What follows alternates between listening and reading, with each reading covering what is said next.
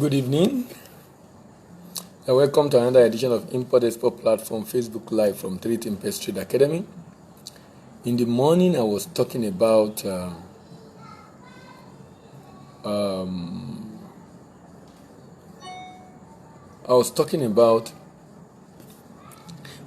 addition, and I was talking about the fact that value addition is very important and very critical for African today, because Africa have decided to sell itself to the world free of charge and very cheap, because we have concentrated on commodities. And the fact that what they've done also is to sell to us that this is what we need to sell, and they are doing everything to support us to do it, but not to support us to be able to produce and add value to those things. So this evening I will be taking it further and giving an example of some of the products we produce in Nigeria and in Africa and what value can be added to them. I will start with sesame seed. Sesame seed generally is the tiny white seed you see on hamburger. That tiny white seed you see on hamburger is called sesame seed. And this tiny white stuff you see on hamburger is so important and so potent, such that the oil is described as one of the highly prized oil in the world. So it can be squeezed to bring out the oil. What is left after bringing out the oil is called the tahini, which is eaten in some other part of the world. But the one I want to talk about that interests me so much is the sesame seed snack or biscuit. I bought one of them on the street of London the other time. And what was interesting to me about this sesame seed biscuit is that Poland actually buys sesame from Africa. I'm not sure they grow sesame seed, but Poland made this biscuit, and they wrote at the back of this biscuit, "Made in Poland." I learned a big lesson. I learned the lesson that when you do not add value, number one, you restrict the number of people you can sell to. Only people that want to add value you can sell to. When the person that wants to add value to it and makes it better, you that supply the raw material, you are in oblivion. Nobody know you again. You don't there is nothing that will show on that product that you even exist in the first place. So nobody gives you credit for the work you've done. They only give credit to the person who made it into finished product that ordinary man on the street can buy. Ordinary man on the street can buy. So I bought this sesame biscuit. Sometimes they will do sesame biscuit. If you see it in Abuja, if you're in Lagos, if you're in Nigeria, you will see it. A lot of people hawk it on their head, but it's sesame seed, tiny white seed, but they put it into small sizes, rectangle, triangle, cycle, different forms. And when you taste it, they add sugar, so it's sweet, but it will have a little bitter aftertaste, which is most likely will be bitter. But when you see the one done abroad, sometimes they will do the sesame seed, they will put granite inside. They will put a cashew nut inside. So it's a sesame seed snack, but it has a nut inside. It's a sesame seed snack, but it has a nut inside. And they do it together and package it. And when you see it, very small, but tasty, nice, great. Tasty, nice, great. So a good one for us actually as a people that we can, but because now, so I was telling you about the case of Poland. For Poland, they have made a fantastic product. Where did they get it from? Africa. But like I said, Africa is nowhere to be found. Africa was in oblivion. Why? Because the people that add value label it and put their own name on it. Africa was not found anywhere in it again. And that was interesting to me. I learned a very big lesson. In fact, since that time, sincerely, I've been advocating. We do mentoring program for those that want, free of charge, for those that want to export finished product. For those that want to export commodity, we're not interested. Because I found out that, see the name of this country showing. Anybody that buy this product believe it's from Poland. They don't care where the raw material was. What they care is that on the body of this product, you have made in Poland. Even though the raw material is from Nigeria. That was a very, very big lesson for me. And I said, look, it's something we must do. I'm talking about sesame seed snack. So if you're listening to me, instead of exporting raw sesame seed, why don't you consider sesame seed snack? Why are you even thinking of raw in the first place? Are you thinking of raw? There's something about us that has to do with raw. You don't want to even do anything. And some of these value addition, you don't need so much machine to do it. You don't need so much machine to do it. Some people are just thinking of raw materials. Why are you exporting it to abroad raw? Why are you carrying the sesame seed raw and giving it to the West and they convert it to different things and we'll be using a hard-earned forex to buy it again? Does it make sense? It doesn't make sense. So let's begin to consider adding value. Remember, when you export raw materials, you export jobs and import poverty. When you export raw materials, you export job and import poverty. When you export raw materials, you export job and import poverty. So it's very important we begin to import jobs and export poverty by importing machinery, raw materials to create job, to produce product, and add value to this economy. Let's move on to the next product. The next one I want to talk about is yam. Yam. You know, recently we celebrated this yam export. You know, sometimes when you see what we celebrated, you'll be wondering if something is wrong with us. We celebrated yam export. What Ghana has been doing for many years without noise, we were able to export. We did a flag off. You know, it would have been great if the flag off eventually did not result in what it resulted into. You know? And, even though the government came to flag it off, but the government has also not put in place a enabling environment to help other exporters. So even what government was exporting was affected. That tells you if a government project is affected by the inefficiencies and infrastructural deficit in the environment, then you can imagine what an ordinary man on the street go through. So that yam was exported and eventually became a big challenge, a big shame, a big disgrace to the government because of the issue that happened to the yam upon arrival, which was because I had delay in getting to the port. I'm not even here to talk about that today. I'm interested in talking about why should we be exporting raw yam? Why can't we consider yam chips? Why can't we be a bit creative about what we have? Nigeria is the largest producer of yam, but Ghana is the largest exporter of yam. So we are not even doing enough on yam. So why can't we introduce yam chips the way they do, the way they do cut Pringles, the Pringles. They use potato chip for Pringles, and we can do yam chips like that. We can begin to see creative way of preparing yam chips and packaging it rather than exporting yam in the raw state. I know people eat it that way, they boil it, but why can't we be creative also in doing some other variants? And just do the way we have done cassava chips, we can do potato. In fact, there are companies in Nigeria that are doing cassava chips just exactly the way Pringles is doing it. Only that it's not in the big stuff, it's in the a sachet. Just exactly the way Pringles is doing it. We can do cassava chips like that. And so we're doing cassava chips like that. So, potato chips is what is in Pringles. We're doing cassava chips like that. We can actually do yam chips like that. So we should begin to see how to do yam chips like that. And then the pounded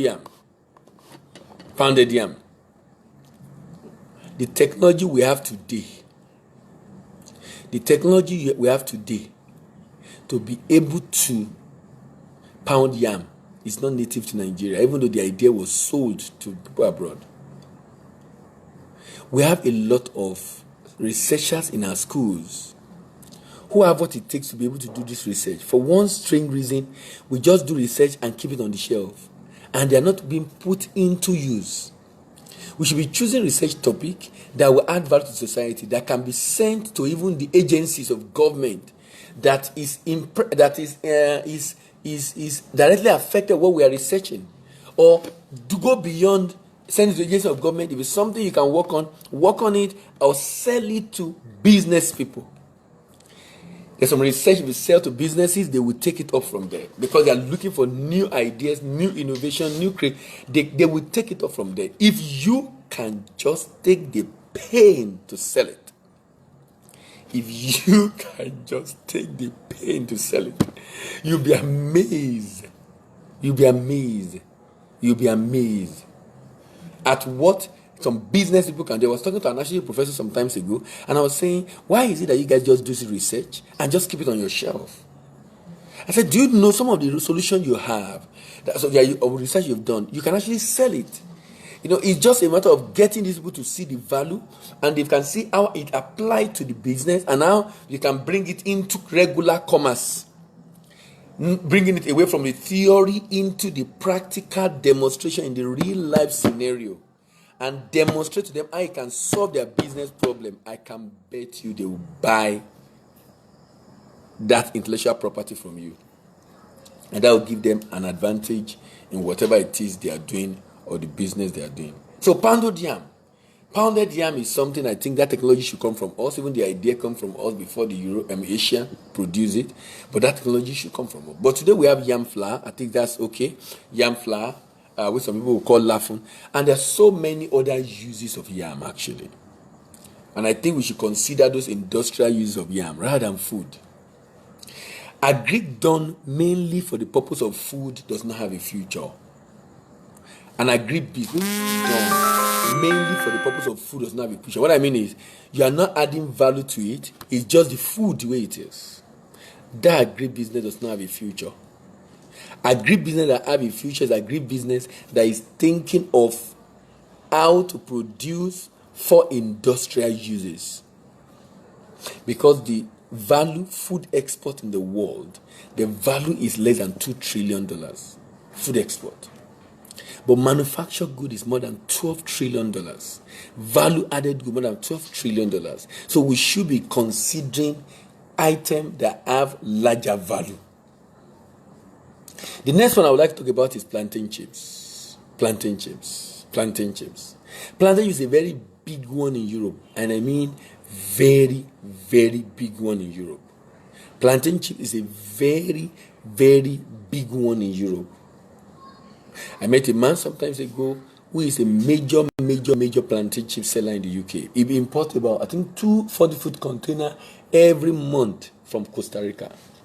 2 40-foot containers every month from Costa Rica.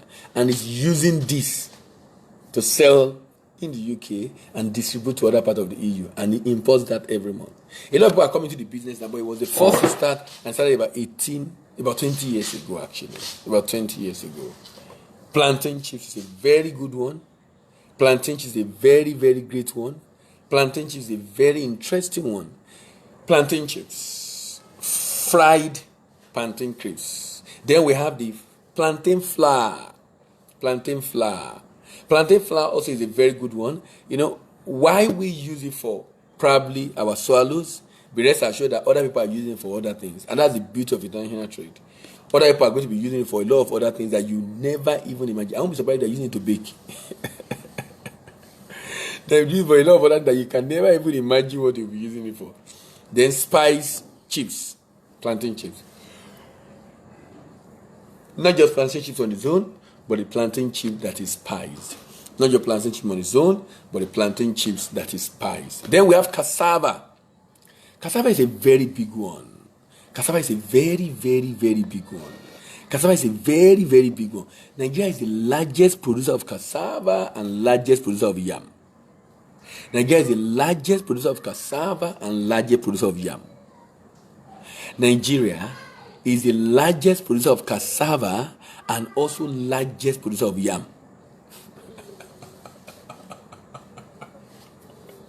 Nigeria is the largest producer of cassava and largest producer of yam, but we are not in the radar of those exporting those products, both the value added and the non value added. We are not in the radar at all.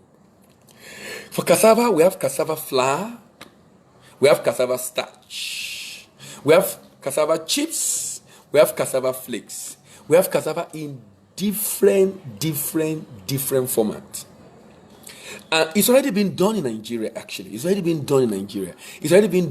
So I'm not saying anything way out of the world. I'm only saying we must begin to add value to these things. Some of the money that people use to export commodity can set up a factory. There are factories you can set up with just $10,000. Some even $5,000. set up a whole factory. And some people will export product that a container alone is about $50,000. One container. That is 5 factory right there. That's 5 factory right there. But you wonder why we're not thinking of factory or cottage industry. It's not in our culture. We're in an environment that determines our experiences, that affect our belief system, that affect our knowledge about life, that affect our values, our choices, and the action we take, such that at the end of the day, we think in commodities. We want it right now, quick, sharp. Long-term orientation is very low. Very, very low. You know, there was this guy called Hofstede. Hofstede is a culture consultant. He's a professor. Actually, I think he's a Dutch man from the Netherlands. And this guy did some stuff across many countries of the world, trying to know the culture, and he defined it in 6 terms. One of them is long-term orientation. While Chinese is this high, Nigeria is this low. Even the Europeans, some of the European Americans are lower than Chinese. Chinese think very long term. Chinese think very long term. Very long term. Very long term. We don't do that. And that's affecting the culture we brought into business. That we want just immediate gratification. There's nothing wrong in investing in export business. I mean, we have an export investment project right now that is currently running, in which people invest and we get a guarantee to secure their money so they can go to sleep, nothing happen to their money. And it's 30% return on investment per annum. So there's nothing wrong in investing, but that should not be your major focus. You see, if you are thinking of export, you want to not just invest for someone to do it, but you also want to do it yourself. If export is not your thing, then you can continue investing. But if your export is your thing and you really want to do it, then don't think of the short term, think more of the long term and see how you can be able to do a lot in that space. So I've talked about cassava chips. Cassava chips is a big one. Someone did it recently in Nigeria. The guy that did it recently in Nigeria the program was flagged up by the Nigerian Export Promotion Council. And it was shipped to Germany. What's interesting about some of these things, sometimes you see this flag off, and sometimes you don't get to hear anything afterwards again. And you begin to wonder, is it that something has gone wrong?